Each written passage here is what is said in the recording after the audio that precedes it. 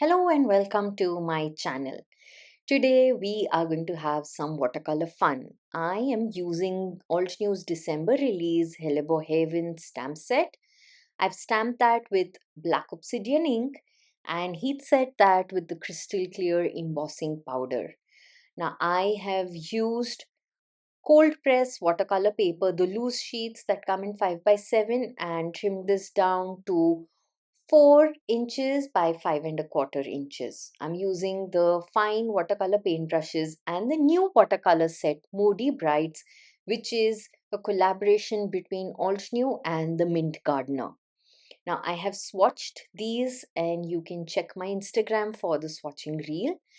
But in today's video, I am going to be showing you how I'm going to loosely watercolor this floral cluster with these new watercolors. Now you need to note that these watercolors are more opaque or dense and the colors are quite intense, but it also depends on how much pigment you add. So if you want a lighter look, you need to tone them down with more water. And if you want a vibrant, brighter look, definitely you need to add in more pigment. How I like doing this is first picking water with my paintbrush in just moistening the region of the petal or the flower that I'm going to be coloring and then dropping in the pigment. So I'm mixing the peach and the yellow on this flower and you can see I'm just lightly dabbing with brush number 4 and laying out the pigment.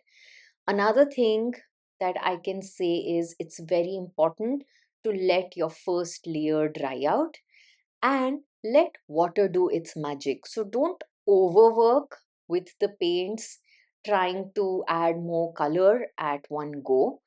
That'll just tear up your paper. And instead, work petal by petal like you see here where I've wet that region. I drop in the pigment and then I pull the pigment towards the tips of the petal, making sure it's lighter.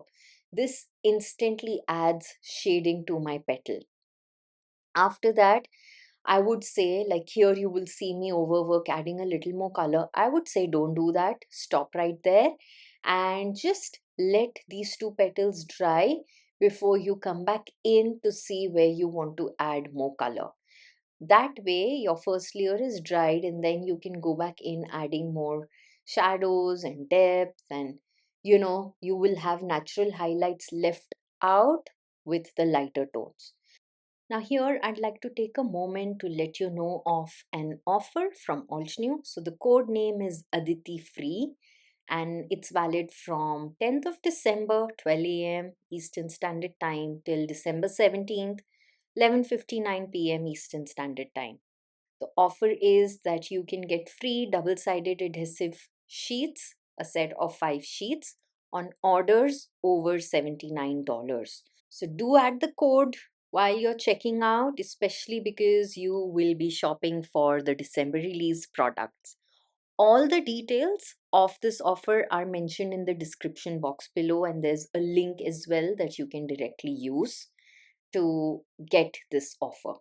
Now, as I move along this video, I really blend various colors. So first it was just the peach with the yellow, then it was just the deeper raspberry on the bigger flower. Then I go in with the lighter pink and blend that in with the yellow to create orange. I do that with a brighter intensity to add more orange. I also mix the blue and the pink to create a nice violet.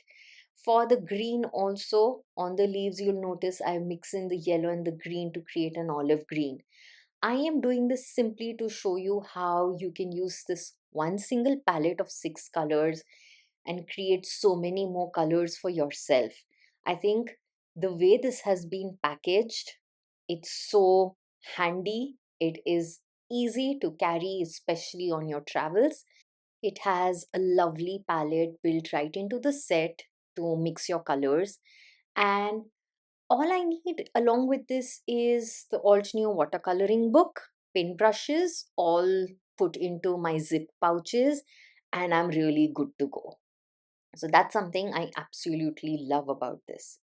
Also, like you can see, A little pigment goes a long way, and you will only know that once your panel is dry.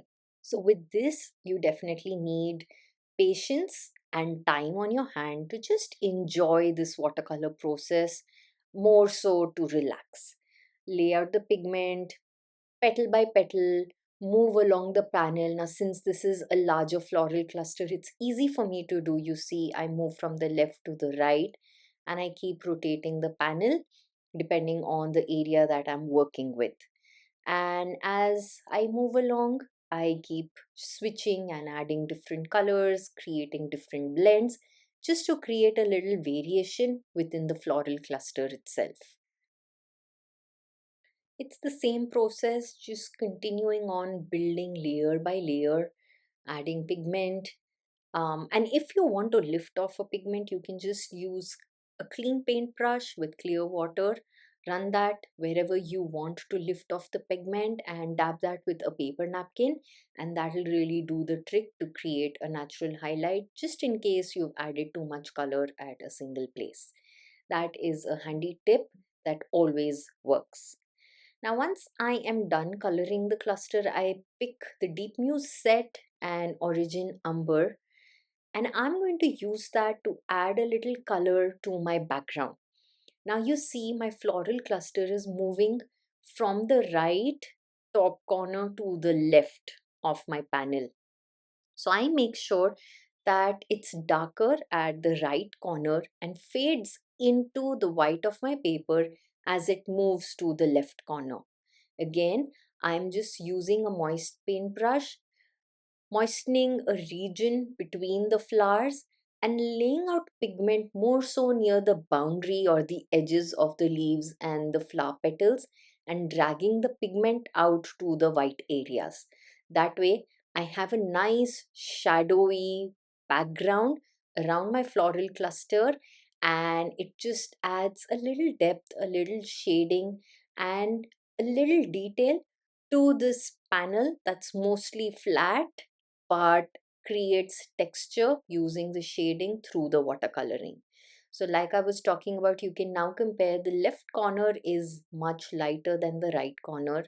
And as I come to the bottom of the floral cluster, I just blend that into the white, leaving it as is so that I have a nice faded watercolor wash on the background.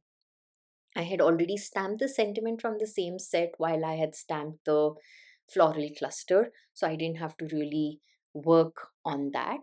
And once I complete working the background, I am going to add black and white acrylic splatters to finish this card panel. I add a card mat to this panel, so I'm using the graphite watercolor cardstock, which is A2 sized, to mat this panel. That's a closer look at the watercoloring, and I really hope that you've enjoyed this video today and you give this a try yourself. Do tag me when you create something inspired by my creations. Check the description box for all the details, and do drop by my YouTube channel tomorrow for the release video hop. Until the next time, take care and bye bye.